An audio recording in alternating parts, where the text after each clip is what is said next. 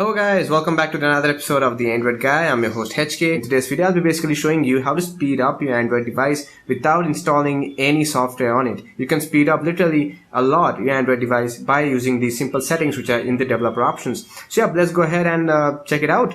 So first of all guys, go to your device settings. So just over here, go to your device setting and find out the developer options, which will be down somewhere here. So here's the developer options in my device. Now if your device does not have a developer option over here, do not worry, go over to about devices and scroll down until you find the build number and tap on the build number 5 to 7 times and the developer options will be activated. So go back and you'll see the developer options on top of about devices. So let's open up the developer options. So let's just go down, and the things which will be tweaking around today will be these. These are the settings which will be tweaking around with today: the Windows animation scale, the transition animation scale, and the animation duration scale. Now do not worry, I'll explain these further in the video. Now these are basically the speed of your device animation and the way your device moves when you change from screen to screen. By default it will be 1x in every Android device. That's the default speed. You can definitely tweak it up. If I open up Windows animation scale and say if I change it to 5x, which is slower, and if I open it again, you can see the speed, how slow it is. If I cancel it again, if I open it up again, I can see how slow that is. So if I change it to 0.5, and now you can see how snappy that is. It's very fast. Now the second one is transition animation scale. Now by default, again it's 1. If I change it to say 10, and if I go back, you can see how slow that animation was. Now similarly, if I open up again, you can see how slow that animation is. That can take up to years if you're using an Android device. So if I open up it again and if I change it to 0.5 and let's try it out again, and you can see how snappy that was. But still there is some lag over here because again we are basically having a transition between two pages, so it will be a little bit laggy over here. But let's go back again and let's change it up again. Let's change it to say 0.5, and animation scale also is the same, 0.5, and now you can see the entire system is too snappy.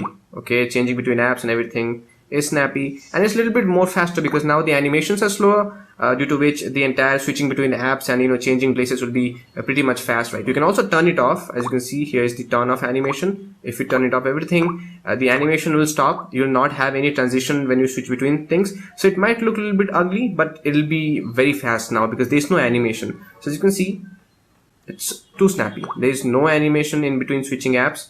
As you can see, no animation at all. Everything switching without an animation, which means you're not wasting that 0.05 seconds which you switch between apps. But I like them setting to 0.5 because then you have animation, it looks better, and on the other hand it's also snappier. Now the second thing which we'll be doing to speed up Android device is scroll down here. And over here, as you can see, once we reach to the app section over here, we have 3 settings, which is do not keep activities, limit background processes, and show ARN. Now we'll be using these both things over here.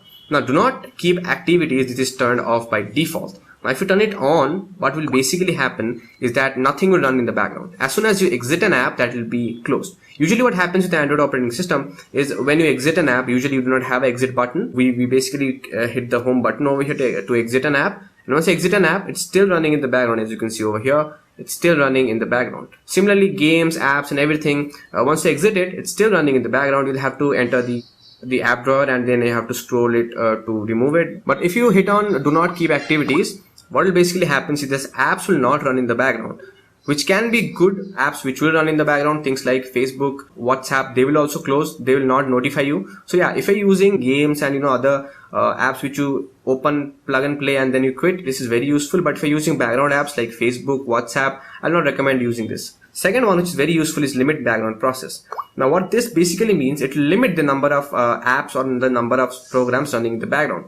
Especially guys, as you have already mentioned, Android is a multitasking operating system which makes life very easy. You can switch between apps, you can have one app running, you can switch to another app. This has been there since the starting and the basis of Android, switching between apps and multitasking. Now by default, in any Android device, you can run unlimited number of apps in the background. Unless your phone crashes or unless your RAM is full, you can run unlimited number of apps in the background. Usually people who have smaller devices or people who have low on RAM memory, they face this problem. One, if you're running say 4 to 5 apps like Chrome, WhatsApp, Facebook and multiple apps in the background, your phone will crash unless you close them manually, and that kind of is a pain because you cannot close the apps, or you do not know which apps might crash.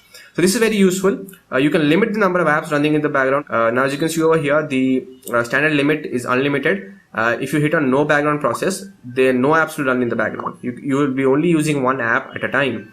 Now similarly, if you set it to 1, you will be using basically 2 apps in the background, one in the background, one you will be using live.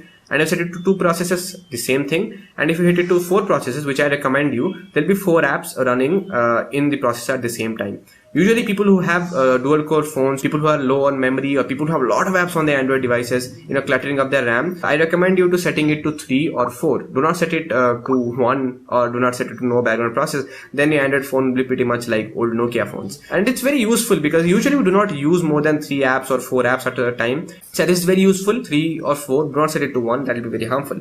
Let's cancel that. And yeah, that's about it, guys. That's the entire video about how to speed up your Android device without installing any apps on it. I hope this video was helpful. If this video was helpful, please give it a thumbs up. That will help me a lot. And please subscribe if you haven't subscribed. Hit on the red subscribe button and join the Android community. I'll be posting more videos on this subject. So yeah, stay subscribed for more videos like this. Comment something if you have any suggestions. If you want something else to be shown in this channel, please put it down in the comments. Subscribe, like, and yeah, that's about it. I'm your host HK from the Android Guy signing up. Stay careful, stay Androiding.